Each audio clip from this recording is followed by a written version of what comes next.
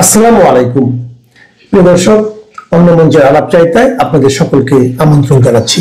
নেতা কর্মীরা রাস্তায় নামার পর এখন তারা ফল পেতে শুরু করেছেন যে তাদের সঙ্গে এসে একেবারে সাধারণ তৃণমূলের জনগণ যোগ দিচ্ছেন এবং আওয়ামী লীগের নেতা কর্মী এমনকি সমর্থকেরা জানেন যে আওয়ামী লীগের একেবারে তৃণমূলের খেটে খাওয়া মানুষের ভয় যখন কেটে যায় এবং সেই মানুষ যখন আওয়ামী লীগের মিছিলের পেছনে দাঁড়াতে চায়, আওয়ামী লীগের মিছিল বের করতে সামনে এগিয়ে আসে, তখন আওয়ামী লীগের মিছিল বন্ধ করা ঠেকানো অসম্ভব হয়ে পড়ে। সরকারের আশঙ্কা, শঙ্কা, ভয় সেখানেই। স্বরাষ্ট্র উপদেষ্টা জাহাঙ্গীর আলম চৌধুরী বারবার আইন শৃঙ্খলা রক্ষাকারী বাহিনীর সদস্যদের নিয়ে, মন্ত্রণালয়ের কর্মকর্তাদের নিয়ে 13ই নভেম্বর মোকাবিলার জন্য জরুরি বৈঠক করছেন এবং বারবারই বলছেন সর্বোচ্চ সতর্কাবস্থায় আছে আইন শৃঙ্খলা রক্ষাকারী বাহিনীগুলো এবং কারো কোনো আশঙ্কার কোনো কারণ নাই, শঙ্কিত হওয়ার কোনো কারণ নাই, কারণ তারা সতর্ক আছেন এবং কাউকে ছাড় দেওয়া হবে না। অথচ সোমবার থেকে যে ককটেল বিস্ফোরণ, বাসে আগুন দেওয়া, ট্রেনে আগুন দেওয়ার ঘটনাগুলো ঘটছে, সারা দেশ জুড়েই ঘটছে এবং বিশেষ করে রাজধানী ঢাকায় ঘটছে। স্কুল গেইটে ককটেল বিস্ফোরণের ঘটনা ঘটেছে, এর আগে চার্চে ককটেল বিস্ফোরণের ঘটনা ঘটেছে। সরকার এখন পর্যন্ত সুনির্দিষ্ট করে বলতে পারছে না যে কারা এই সব ঘটনাগুলো ঘটাচ্ছে। এমনকি জাতীয় নাগরিক পার্টি এনসিপির ভবনের সামনেও ককটেল বিস্ফোরণের ঘটনা ঘটেছে এবং সেই ককটেল বিস্ফোরণের পর যারা ঘটনা ঘটিয়েছে, এনসিপির কোনো নেতাকর্মী দাবি করেছেন তারা ধাওয়া করে তাদেরকে ধরে, তাদের মধ্যে দুজনকে ধরে পুলিশেও সোপর্দ করেছেন। কিন্তু পুলিশের কোনো ক্লু নাই যে এর সঙ্গে 13ই নভেম্বরের কোনো সম্পর্ক আছে কিনা। মানে আওয়ামী লীগের কর্মসূচি ঠেকাতে তারা সর্বোচ্চ সতর্কাবস্থায় আছে, আওয়ামী লীগের নেতা কর্মীদের প্রতিদিনই গ্রেফতার করা হচ্ছে, কিন্তু আওয়ামী লীগ লকডাউনের নামে আসলে ঠিক কি করবে সে বিষয়ে সরকারের কোনো ধারণা নাই এবং তার চেয়েও আশঙ্কার কথা হচ্ছে সরকারের কাছে কোনো গোয়েন্দা তথ্য নাই, সরকারের কাছে তার তদন্তের পরিপ্রেক্ষিতে কোনো তথ্য নাই যে এই যে বাংলাদেশ জুড়ে ককটেল বিস্ফোরণ, গাড়িতে আগুন, এসব ঘটনাগুলো ঘটতে পারছে সেগুলো কিভাবে ঘটতে পারছে। স্বরাষ্ট্র উপদেষ্টা বা আইন শৃঙ্খলা রক্ষাকারী বাহিনীর অসহায় অবস্থাটা স্পষ্ট হয়ে উঠেছে যখন স্বরাষ্ট্র উপদেষ্টা বলেছেন যে রাস্তার পাশে যে জ্বালানি তেল বিক্রি হয় সেটা কিছুদিনের জন্য বন্ধ থাকবে। তার মানে পুলিশ, আইন শৃঙ্খলা রক্ষাকারী বাহিনী সত্যি ভাবছে যে কেউ বাসে আগুন দিতে যাওয়ার ঠিক আগে আগে রাস্তার পাশ থেকে জ্বালানি তেল কিনে নিয়ে যাচ্ছে এবং তারপর গিয়ে আগুন দিয়ে দিচ্ছে। মানে সারা দেশে যখন বিপুল পরিমাণ অস্ত্র সন্ত্রাসীদের হাতে আছে, সেটা 2024-এর জুলাই আগস্টের পর থেকে নিশ্চিত। এই কিছুদিন আগেও অস্ত্রের চালান ধরা পড়েছে। স্বরাষ্ট্র উপদেষ্টাদের কড়া নিরাপত্তার মধ্যে থাকা বিমানবন্দরের কার্গো ভিলেজ আগুন লাগার পর যেটা সর্বোচ্চ সতর্ক নিরাপত্তা বাহিনীর সতর্ক প্রহরার মধ্যে ছিল, সেখান থেকে অত্যাধুনিক অস্ত্র চুরি হয়ে গেছে আর অস্ত্র সংগ্রহ হচ্ছে, বোমা বানানো চলছে, কারণ দিকে দিকে ককটেল বিস্ফোরণের ঘটনা ঘটছে। তার মানে একটা বড় ধরনের বিস্ফোরকের ভান্ডারও গড়ে উঠছে, দেশি বোমা বানানোর কারখানা গড়ে উঠছে বা দলগুলো গড়ে উঠেছে এবং তারা বিভিন্ন জায়গায় দেশি বোমা বানাচ্ছে, ফোটাচ্ছে সেসব বোমা। আর সরকার বলছে এখন তারা জ্বালানি তেল বিক্রি বন্ধ করে দেবে রাস্তার পাশে, যাতে আর আগুন লাগানোর ঘটনা না ঘটে।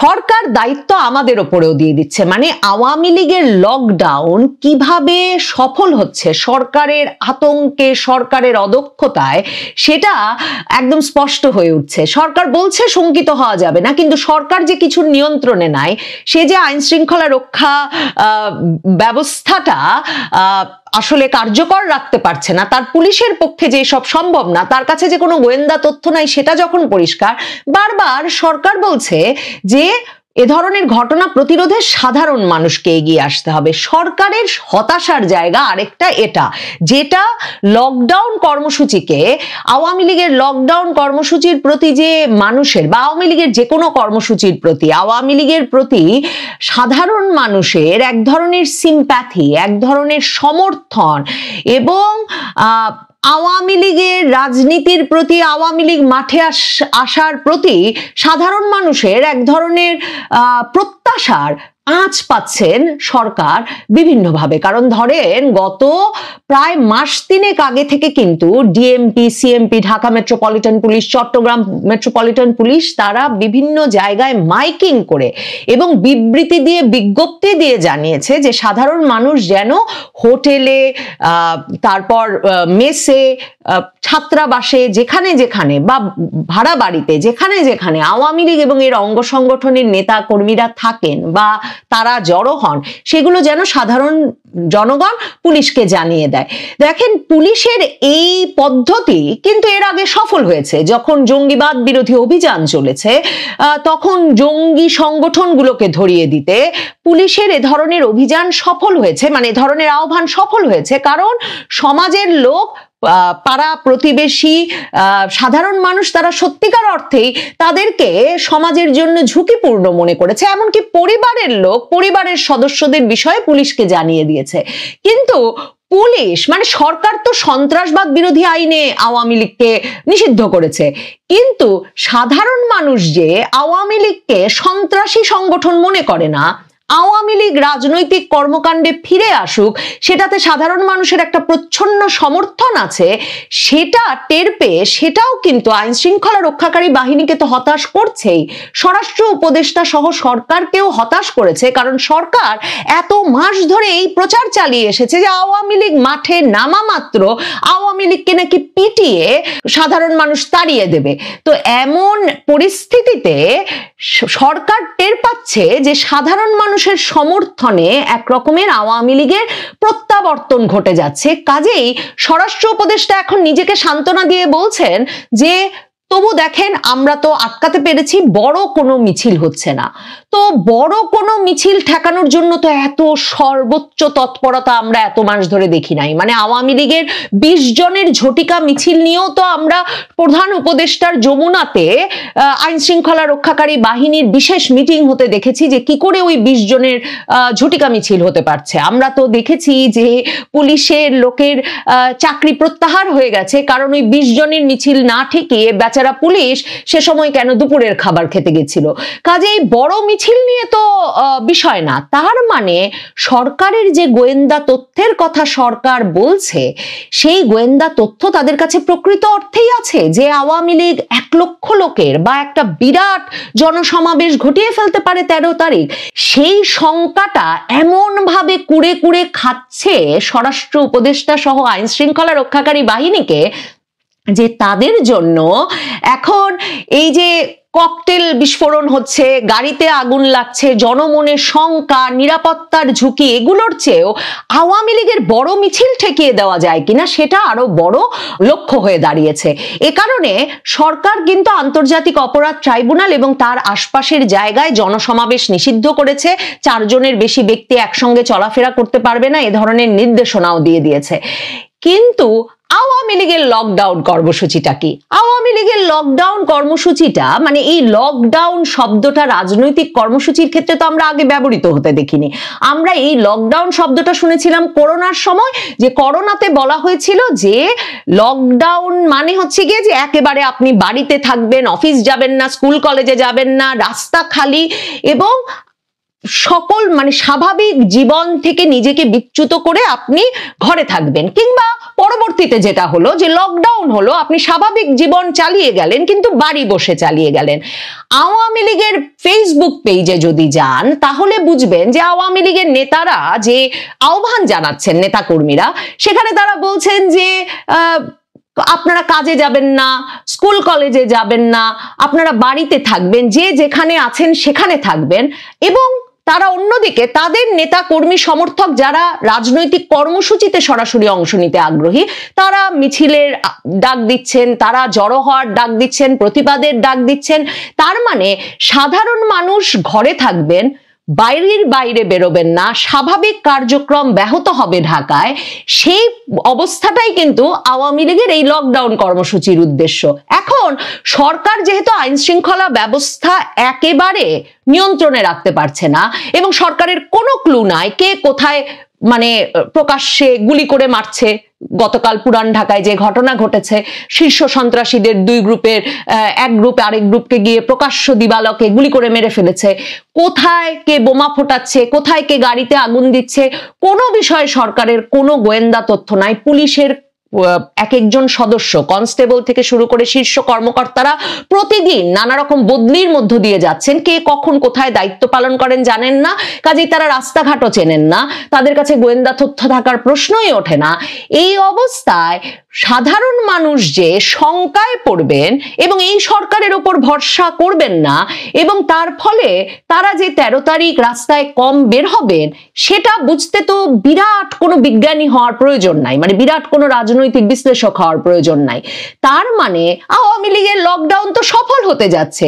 আওয়ামী লীগের এই লকডাউনের আগে পরিস্থিতিটা যা দাঁড়িয়েছে, এবং সরকার যেহেতু এগুলো বন্ধ করতে পারছে না, সাধারণ মানুষকেই পুলিশকে বরং তথ্য দিতে বলছে, এই অবস্থায় খুব স্বাভাবিকভাবে সেদিন লোকে কাজে কম যাবেন, সেদিন গাড়ি কম বের করবেন লোকে, কারণ নিজেদের ব্যক্তিগত গাড়ির নিরাপত্তার জন্য যেসব অফিস নিজেদের গাড়ি দিয়ে তাদের কর্মীদেরকে কাজে নিয়ে যান, যেসব বিশ্ববিদ্যালয় তাদের ছাত্রছাত্রীদের গাড়ি দিয়ে তাদের শিক্ষা প্রতিষ্ঠানে নিয়ে যান, যেসব স্কুল সেটা করে, প্রত্যেকে তাদের গাড়িগুলো নিরাপদে রাখতে, তাদের সম্পদ নিরাপদে রাখতে এই সময়টায় গাড়ি কম বের করবেন। তাহলে গাড়ি কম বের করলে রাস্তায় স্বাভাবিকভাবেই আওয়ামী লীগের লকডাউন সফল হয়ে যাবে। আওয়ামী লীগ আসলে এর চেয়েও যা নিয়ে তাদের, বাংলাদেশ আওয়ামী লীগের ফেসবুক পেজে গেলে দেখবেন তাদের যে মানে উৎসাহ, তার একটা বড় কারণ তারা এখন বাংলাদেশের বিভিন্ন জায়গায় দেখছে যে আওয়ামী লীগ এবং তার অঙ্গ সংগঠন সমূহ, নারী সংগঠন, শ্রমিক সংগঠন, যুব সংগঠন, ছাত্রলীগ, যুবলীগ তো বটেই, মানে ছাত্র সংগঠন তো বটেই, তারা একের পর এক বাধাহীন, মানে তাদেরকে বাধা দেওয়া যায় নাই, বাধা তো তারা পেয়েছেন, মামলা হয়েছে, হামলা হয়েছে, কি হয়নি, এবং হত্যা মামলা হচ্ছে, হত্যা প্রচেষ্টা মামলা হচ্ছে, দিনের পর দিন আটকে থাকছেন, সন্ত্রাসবাদ আইনে মামলা হচ্ছে, কঠিন কঠিন মামলা হচ্ছে, কিন্তু তারা মিছিল বের করে গেছেন। মানে লোকে হেসেছে যে এক জায়গায় জয় বলছেন তো আরেক জায়গায় গিয়ে বাংলা বলছেন। তো হাসনাত আব্দুল্লাহরা যারা 100 জন লোক অনেক সময় জড়ো করতে পারেন না, এমনকি শীতাতপ নিয়ন্ত্রিত অডিটোরিয়ামে, কদিন আগে ভিডিও দেখলাম যে এইরকম এক সমাবেশে গিয়ে 25-30 জন লোক অডিটোরিয়ামে দেখে তিনি আর মঞ্চে বসেন নাই, তিনি মঞ্চ থেকে নেমে বরং নিচেই বসেছিলেন। তো এই যাদের অবস্থা, তারাও হাসে যে আওয়ামী লীগের 25 জনের মিছিলে একবার জয় বলে তো আরেকবার গিয়ে বাংলা বলে, কি অবস্থা তাদের। আর বিএনপির নেতারা তো হাসছেনই। এখন সেই 25 জনের মিছিল গুলো তারা তারপরেও চালিয়ে গেছেন। মানে আওয়ামী লীগের অঙ্গ সংগঠনের নেতা কর্মীরা মনে করেছেন যে 25 জনের মিছিল হঠাৎ 250 জন হবে, এরপরে তো ঢাকায় কয়েক হাজার লোকের মিছিল তারা বেরই করে ফেলেছিলেন। এক মিছিলের চেষ্টা থেকেই তো 250 জনকে গ্রেফতার করা হলো। কাজে মিছিলের আকার তারা তাদের চোখের সামনে বাড়তে দেখেছেন, বাড়ি ফিরে না গিয়ে।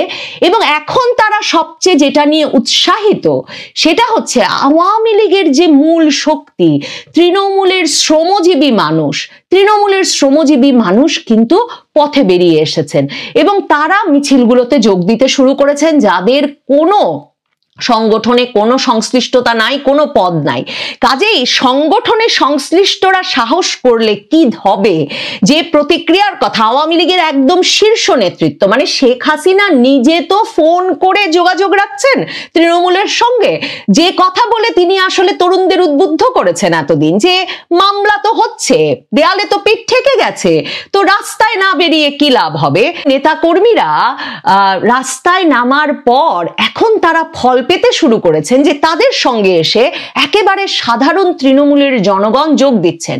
এবং আওয়ামী লীগের নেতা কর্মী এমনকি সমর্থকেরা জানেন যে আওয়ামী লীগের একেবারে তৃণমূলের খেটে খাওয়া মানুষের ভয় যখন কেটে যায়, এবং সেই মানুষ যখন আওয়ামী লীগের মিছিলের পেছনে দাঁড়াতে চায়, আওয়ামী লীগের মিছিল বের করতে সামনে এগিয়ে আসে, তখন আওয়ামী লীগের মিছিল বন্ধ করা, ঠেকানো অসম্ভব হয়ে পড়ে। সরকারের আশঙ্কা, শঙ্কা, ভয় সেখানেই। এবং সামাজিক যোগাযোগ মাধ্যমে ছড়িয়ে পড়া ভিডিওগুলোতে দেখবেন যে সরকার যখন বলছে যে সাধারণ মানুষকে প্রতিরোধ করতে হবে 13ই নভেম্বরকে, তখন আওয়ামী লীগের হাইওয়ের ওপরে যে মিছিল, মানে আওয়ামী লীগ তো প্রথম থেকে ঠিক করেছে যে তারা গোপনে কোনো মিছিল মিটিং করবে না, কাজেই তারা একেবারে মহাসড়কে মিছিল বের করে ফেলে, বাস যায় পাশ দিয়ে, ট্রাক যায় পাশ দিয়ে। ঢাকা শহরেও দেখেন তারা পান্থপথের ওপর মিছিল করেছে, তারা তেজগাঁয় মিছিল করেছে, আগারগাঁয় মিছিল করেছে, ধানমন্ডি সাত মসজিদ রোডে মিছিল করেছে, মানে গাজীপুর মহাসড়কে মিছিল করছে, মানে তারা মহাসড়কগুলোতে থাকছে, শহরগুলোর ব্যস্ততম সড়কে হঠাৎ করে তারা মিছিল করে ফেলে। তখন দেখা যায় সাধারণ মানুষ তাদের দিকে হাত নাড়ছে, সাধারণ মানুষ পাশে দাঁড়িয়ে সেই মিছিলের দিকে সমর্থনের চোখে তাকিয়ে আছে, কেউ দৌড়ে গিয়ে আওয়ামী লীগ ধরে এনে পুলিশের হাতে দিচ্ছে না। কাজেই এই বিষয়গুলো সরকারকে শঙ্কিত করছে। আওয়ামী লীগ বিরাট শোডাউন, মানে 1 লক্ষ লোকের সমাবেশ করে ফেলবে 13 তারিখ, এমন কোনো প্রস্তুতির কথা, এমন কোনো হুমকি একেবারেই কোথাও দিচ্ছে না। তবে আওয়ামী লীগ এই যে তার কর্মসূচি দেওয়ার মাধ্যমে সারা বাংলাদেশের, মানে রাষ্ট্রের প্রধান আইন শৃঙ্খলা রক্ষাকারী কর্মকর্তা থেকে স্বরাষ্ট্র উপদেষ্টার ঘুম যে হারাম করে দিতে পেরেছে, এবং আওয়ামী লীগ বলে বাংলার মাটিতে আর কিছু থাকবে না, এই হুমকি দেওয়া রাজনৈতিক পক্ষগুলো যে দেখছে যে আওয়ামী লীগই রাজনীতির মূল আলোচ্য হয়ে উঠেছে, সেটাই আওয়ামী লীগের লকডাউন সফল করে দিয়েছে। সরকারের পক্ষ থেকে ঘোষণা দিয়ে আওয়ামী লীগ ঠেকানো হচ্ছে, কিন্তু রাস্তায় তো এখন কেবল আওয়ামী লীগ নয়, রাস্তায় আছে জামায়াত সহ 8টি ধর্মবাদী দল, যারা সরকারকে চ্যালেঞ্জ দিয়েছে জুলাই সনদ গণভোট না হলে তারা পরিস্থিতি বদলে দেবে, মানে হচ্ছে হুমকি দিয়েছে তারা দেশটাকে দখল করবে। আঙ্গুলে যদি ঘি না ওঠে আঙ্গুল পাকা করব,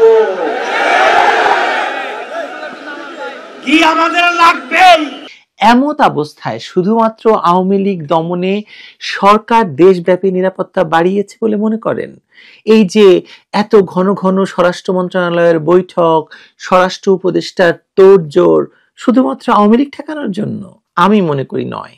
মোট কথা, লেজে গোবরে ইউনূস সরকার এখন একাধিক ফ্রন্টে লড়তে হচ্ছে বা লড়ছে, কিন্তু সরকার বলছে শুধু আওয়ামী লীগের কথা।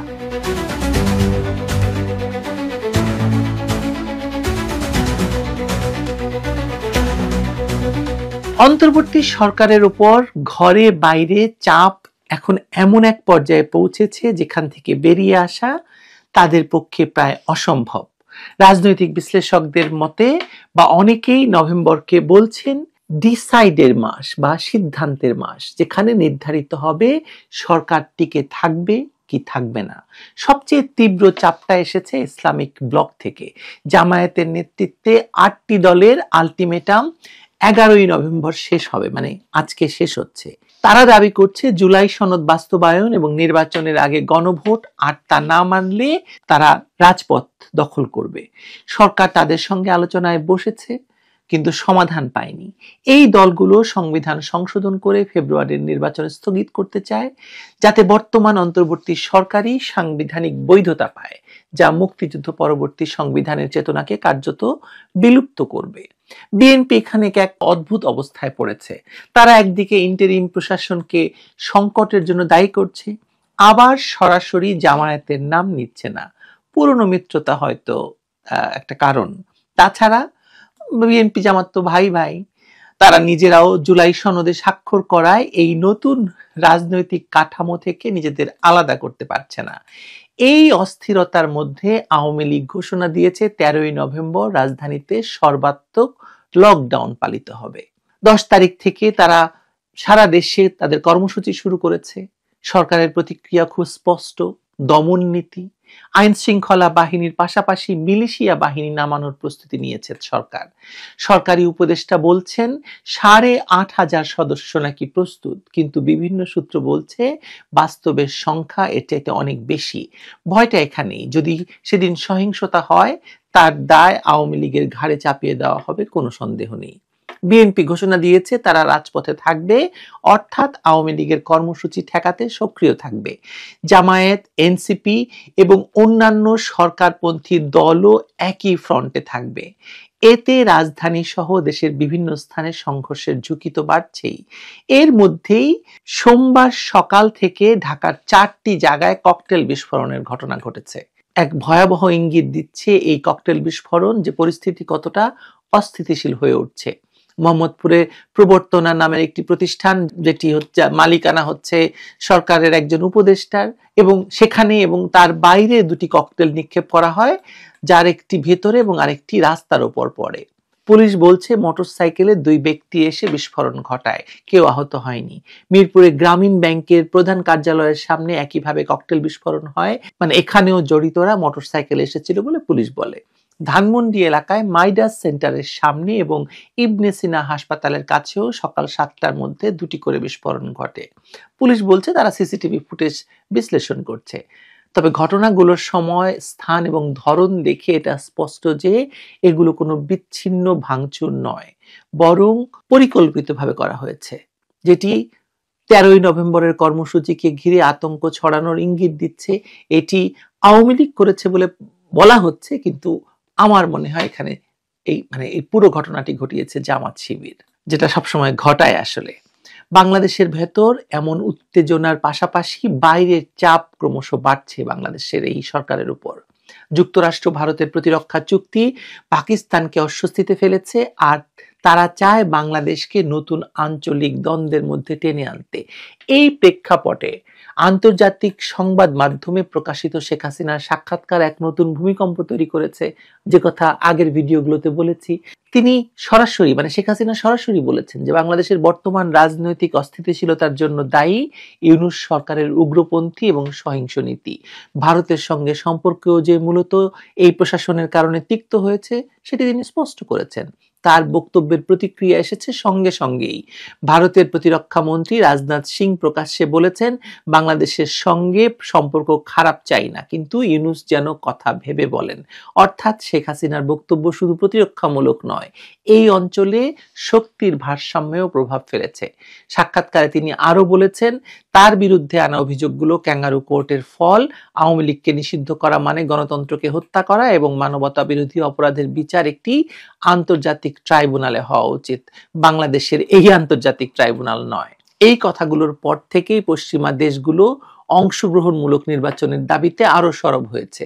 যুক্তরাজ্যের হাউস অব লর্ডসের সদস্যরা, ইউরোপীয় ইউনিয়ন, জাতিসংঘ সবাই একই প্রশ্ন তুলছে, বাংলাদেশে গণতন্ত্র আসলে কোথায়? এই যে বহুমুখী চাপ, ইসলামিস্টদের গণভোট দাবি, বিএনপির নির্বাচন দাবি, আর আওয়ামী লীগের রাজপথে প্রত্যাবর্তন, এইসব মোকাবেলায় অন্তর্বর্তী সরকার এখন দিকহারা, দিশেহারা। তারা আইন শৃঙ্খলা বাহিনীর উপর নির্ভর করছে, কিন্তু বাহিনীর ভেতরেও প্রশ্ন উঠছে যে অনির্বাচিত সরকার রক্ষায় বল প্রয়োগের নৈতিকতা আসলে কোথায়? এই আলোচনা সামাজিক মাধ্যমে ছড়িয়ে পড়েছে, যা সরকারের নিয়ন্ত্রণের বাইরে, এবং এই প্রশ্ন তোলা হচ্ছে যে এত সংখ্যক পুলিশ যারা মেরেছে তাদেরকে ইনডেমনিটি দিয়ে আবার তাদেরকেই বাঁচানোর জন্য পুলিশ কেন কাজ করবে? প্রশ্নটা খুবই সঙ্গত। আর যদি তারা প্রাইভেট মিলিশিয়া ব্যবহার করে, মানে সরকার, তাহলে ফল হবে ভয়াবহ। কারণ 2024 সালের আগস্টে আওয়ামী লীগ যেমন একা ছিল, 2025-এর নভেম্বরে তারা তো আর একা নয়। দীর্ঘ 15 মাস ধরে নিপীড়িত মানুষ, দ্রব্যমূল্যের চাপে হাঁপিয়ে ওঠা সাধারণ জনগণ সবাই এখন কিছুটা হলেও এই আওয়ামী লীগের দিকেই তাকিয়ে আছে। 13ই নভেম্বর তাই কেবল একটি রাজনৈতিক তারিখ নয়, এটি বাংলাদেশের দিক নির্ধারণের দিন। এই দিনে যদি সরকার বল প্রয়োগে লকডাউন দমন করতে যায়, সেটা হতে পারে তাদের জন্য চূড়ান্ত বিপর্যয়। কারণ মানুষ এখন দেখছে যে সরকার দেশকে স্থিতিশীল রাখতে পারেনি, সেই সরকারই ক্ষমতা টিকিয়ে রাখতে নাগরিকদের ভয় দেখাচ্ছে। তার মানে আসলে শেষ কথাটা কি? শেষ কথা হলো, আওয়ামী লীগকে ঠেকাতে গিয়ে সরকার নিজেরাই দেয়ালে পিঠ ঠেকিয়ে ফেলেছে। ঠেকাতে চেয়েছে আওয়ামী লীগকে, ঠেকে যাচ্ছে গোটা দেশটাই। এটা আপনি বুঝতে পারছেন নিশ্চয়ই, কারণ আপনি তো সাধারণ মানুষ। সাধারণ মানুষ না বুঝলে এটি তো সরকার বুঝবে না, কারণ সরকার জানে তাদের দেয়ালে পিঠ ঠেকে গেছে। তারা ঠেকাতে চায় আওয়ামী লীগ, কিন্তু ঠেকিয়ে দিচ্ছে গোটা দেশটাকে। ভয়ঙ্কর পরিস্থিতির অপেক্ষা করছে বাংলাদেশের জন্য। ভালো থাকবেন সবাই, নিরাপদে থাকবেন।